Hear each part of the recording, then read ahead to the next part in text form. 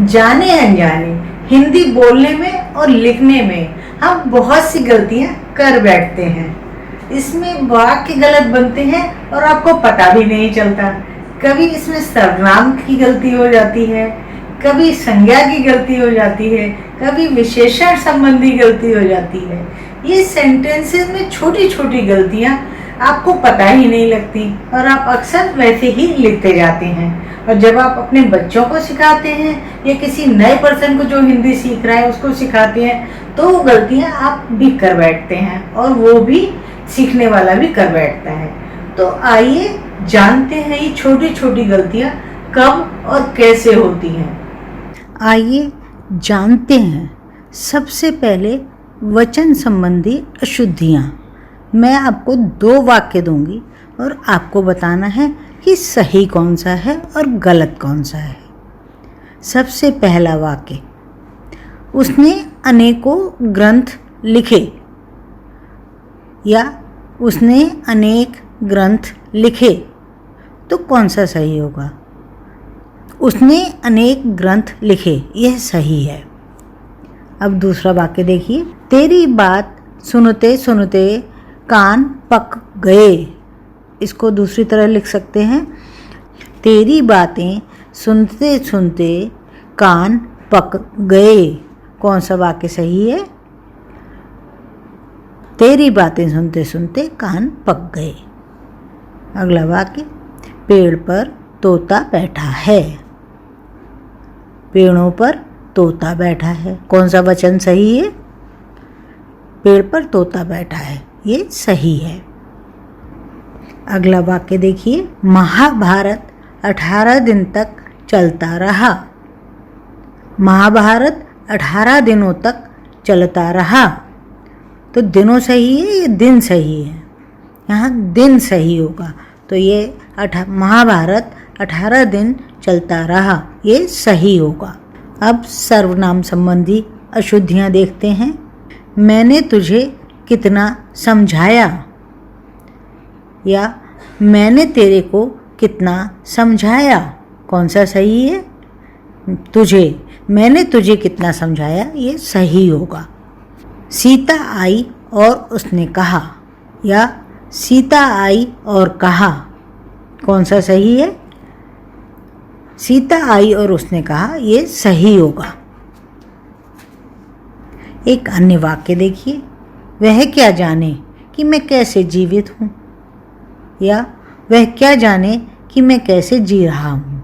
कौन सा वाक्य सही है?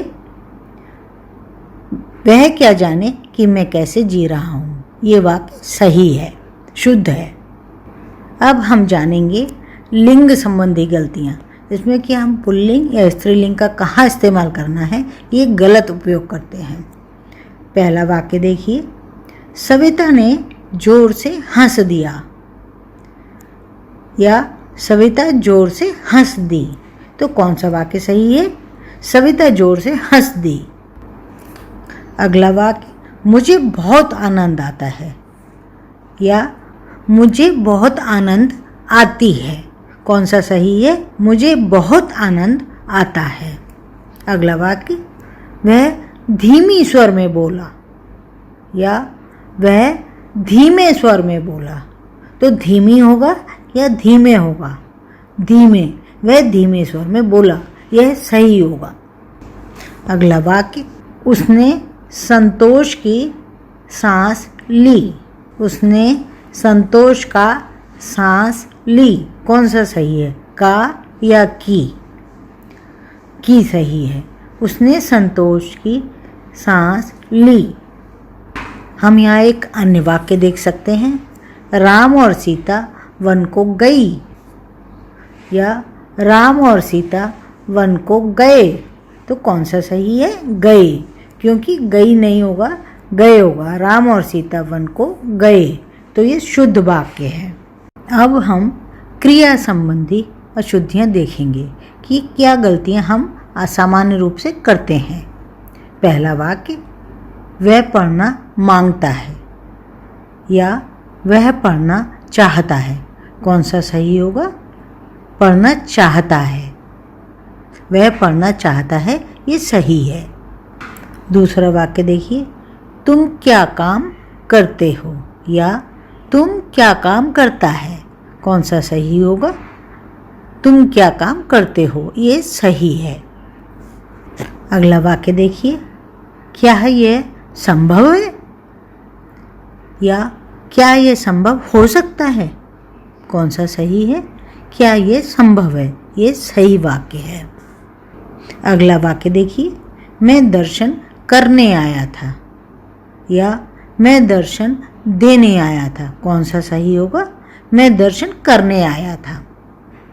अब हम जानेंगे संज्ञा संबंधी अशुद्धियाँ, गलत वाक्य, जैसे कुत्ता भौंकता है या कुत्ता रेंकता है, सही होगा कुत्ता भौंकता है।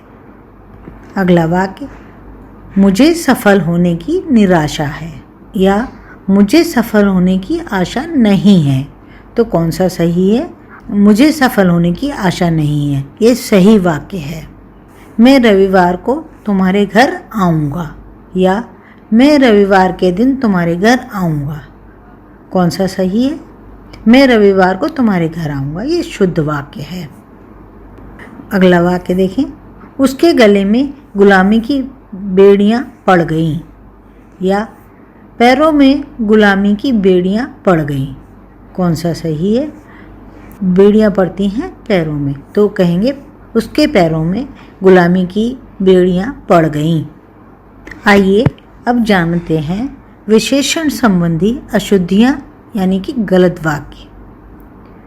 पहला वाक्य होगा, उसे भारी दुख हुआ या उसे बहुत दुख हुआ, कौन सा सही है?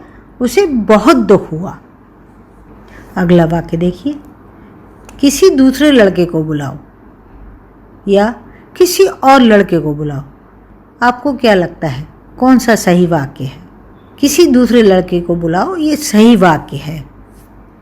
अन्य वाक्य देखिए, शेर बहुत विभत्स होता है या शेर बहुत भयानक होता है, तो कौन सा सही होगा? शेर बहुत भयानक होता है, ये सही वाक्य है। एक अन्य वाक्य देख लेते हैं, सब लोग अपना अपना काम करो या सब लोग अपना काम करो, तो कौन सा वाक्य सही है? सब लोग अपना अपना काम करो, ये सही है। इस तरह आप जानकर कि कहाँ गलतियाँ हो रही हैं, छोटी छोटी गलतियाँ वाक्यों को अशुद्ध कर देती हैं और आपकी भाषा को अशुद्ध कर देती हैं। इन अपनी गलतियों को पहचानिए और भाषा को सुधारने का प्रयास कीजिए।